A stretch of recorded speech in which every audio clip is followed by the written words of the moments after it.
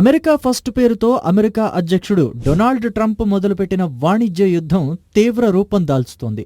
China నుంచి దిగుమతయ్యే అన్ని వస్తువులపై ట్రంప్ ప్రభుత్వం అదనంగా 10% సుంకం విధించింది. దీంతో చైనా తాము అమెరికా నుంచి దిగుమతి చేసుకుంటున్న బొగ్గు, లిక్విఫైడ్ న్యాచురల్ గ్యాస్పై 15% చమురు, వ్యవసాయ పరికరాలపై 10% అదనపు సుంకాలను విధించింది. టంగ్స్టన్ వంటి వస్తువుల ఎగుమతులను నియంత్రించింది. అమెరికాలోని పీవీహెచ్ కార్పొరేషన్, కెల్విన్ క్లైన్, ఇల్యూమినా ఇంక్ సంస్థలను విశ్వాసపాత్రం కాని సంస్థల జాబితాలో చేర్చింది. అంతేకాదు అమెరికా టెక్ దిగ్గజం సంస్థ గూగుల్పై చైనా విచారణకు ఆదేశించింది.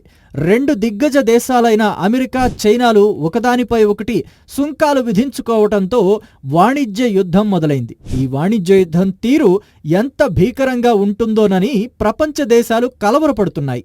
అంతేకాదు ఈ 2 దేశాల ప్రభావం ఇతర దేశాల కరెన్సీలపై కూడా పడింది.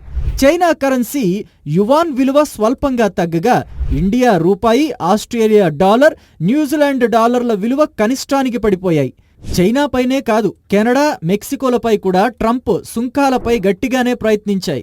అయితే ఈ 2 దేశాలపై సుంకాల పెంపు అమలును మరో నెలపాటు ట్రంప్ వాయిదా వేశారు. ట్రంప్ చర్యలు అమెరికా ప్రజలను కష్టాల పాలు చేస్తున్నాయనడంలో సందేహమే లేదు. ట్రంప్, చైనా అధ్యక్షుడు జిన్పింగ్ టారిఫ్ పెంపుల ఆయా దేశాల ప్రజలకు చేటు తెస్తున్నాయి.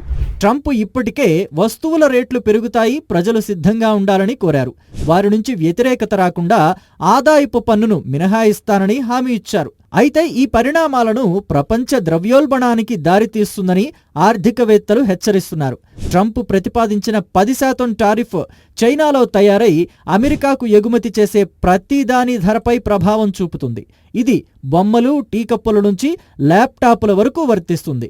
దీంతో ట్యాక్సులను తప్పించుకోవడానికి చైనా తన ఫ్యాక్టరీలను ఇతర దేశాలకు తరలిస్తోంది. ట్రంప్ మొదటిసారి అధ్యక్షుడిగా ఉన్న సమయంలో చైనా, అమెరికాల మధ్య వాణిజ్య సంబంధాలు దెబ్బతిన్నాయి. తరువాత వచ్చిన బైడెన్ వాటిని పునరుద్ధరించే కార్యక్రమాలు ఏవీ చేపట్టలేదు. ట్రంప్ విధించిన సుంకాలతో చైనా దుస్తులు, బూట్లు వంటి వినియోగ వస్తువులపై ట్యాక్సుల భారం పడింది. ఇది గమనించిన చైనా వ్యాపారాలను పక్క దేశాలకు తరలించింది. సుంకాల ఖర్చులను తగ్గించుకుంటోంది. చైనా తూర్పు తీరంలో ఉన్న లెదర్ బూట్ కంపెనీ ఏటా 10 లక్షల జతల బూట్లు మార్కెట్ చేసేది.